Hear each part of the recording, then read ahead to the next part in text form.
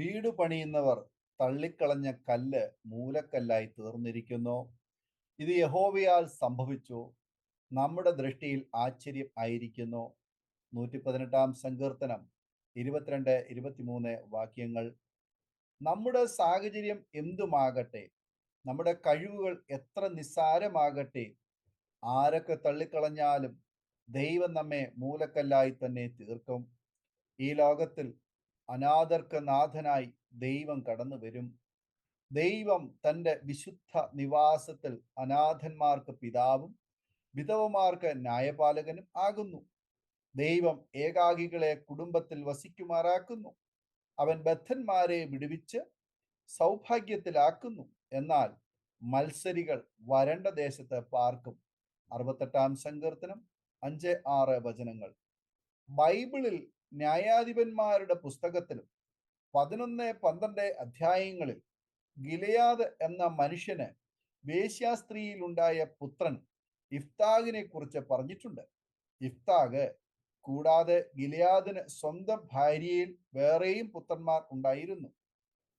അവർ വളർന്നപ്പോൾ സ്വന്തം പിതാവിന്റെ സ്വത്ത് ഇഫ്താഗിന് നൽകാതിരിക്കാൻ അവനെ വീട്ടിൽ നിന്നും ഓടിച്ചു. എന്നാൽ യഹോവ അവന്റെ കൂടെ ഉണ്ടായിരുന്നു. ഇഫ്താഗ് തോബ് ദേശത്ത് ചെന്ന് പാർത്തു. അവൻ അവിടെയുള്ളവരുടെ നേതാവായി.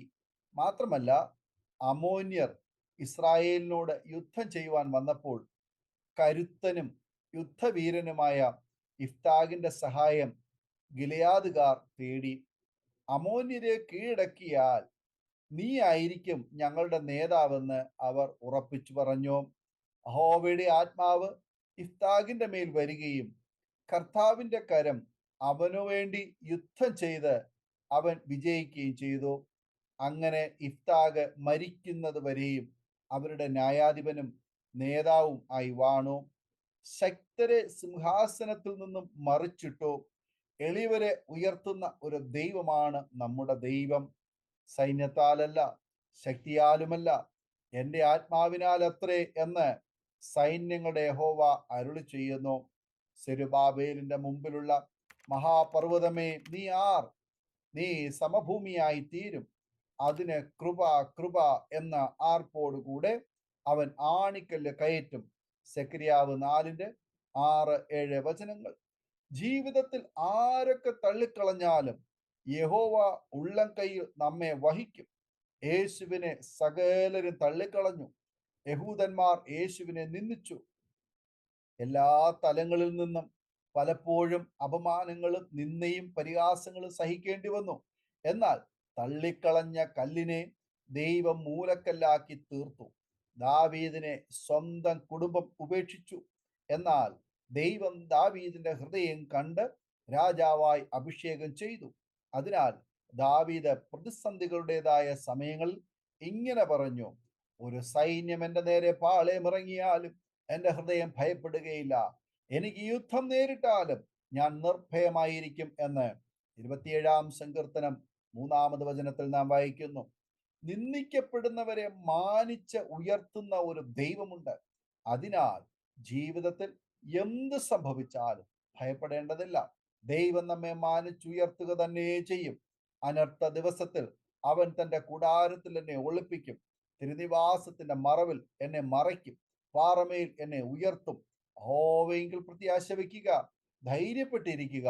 നിന്റെ ഹൃദയം ഉറച്ചിരിക്കട്ടെ, അത് യഹോവയിൽ പ്രത്യാശ വയ്ക്കുക എന്ന് 27 സങ്കീർത്തനം 5-14 വചനങ്ങളിൽ നാം വായിക്കുന്നു.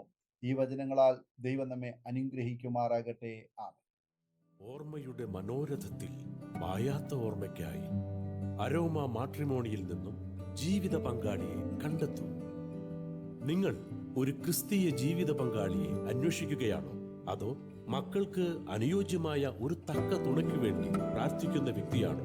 എങ്കിൽ അരോമ മാട്രിമോണി നിങ്ങൾക്ക് വേണ്ടിയാണ്. ഇന്നു തന്നെ സൗജന്യമായി രജിസ്റ്റർ ചെയ്യൂ. അരോമ മാട്രിമോണിയുടെ പ്രത്യേകതകൾ: രജിസ്ട്രേഷൻ തികച്ചും സൗജന്യം.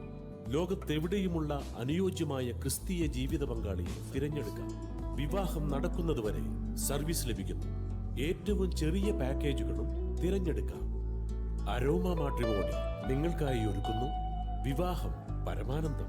Email aroma matrimony2020@gmail.com.